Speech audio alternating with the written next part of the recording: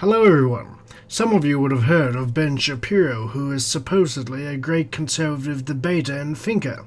Indeed, if you look Shapiro up on YouTube, you will find dozens of videos where the titles proclaim him the winner in his debates with liberal college students.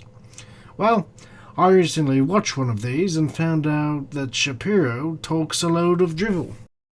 The Nazis were of the left, and I mean, if you read Hitler's books, if you read Mein Kampf, what you find is that he was very heavily influenced by Marx. Yet, if you read Mein Kampf, you will find that Hitler despised Marxism, describing it as a Jewish doctrine, a world pest, and a figment of a criminal brain. So yes, the great conservative debater cannot even get his basic facts right. I don't think it would be wrong to suggest that he is distorting history to suit his political narrative.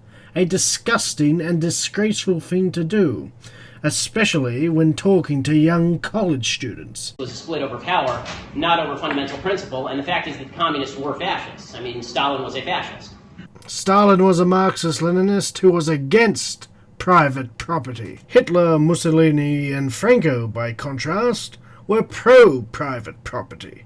Shapiro clearly has no idea what he is talking about. Additionally attached to that is one that involves seizure of private property and redistribution of it, which is something that both Hitler and Not true. Under Hitler, German workers' share of the national income fell from 56 to 53%, whilst income from capital and business rose from 17.4% to 26.6%.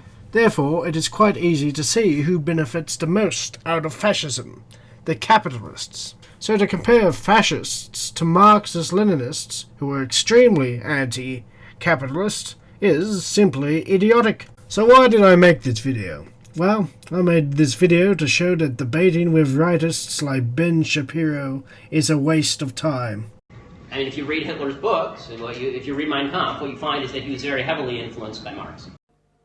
Der Kampf gegen den Marxismus wurde damals zum ersten Mal zu einem Kampfziel erhoben. Damals gelobte ich mir zum ersten Mal als unbekannter Eiserner diesen Krieg zu beginnen und nicht zu ruhen, bis endlich diese Erscheinung aus dem deutschen Leben beseitigt sein würde.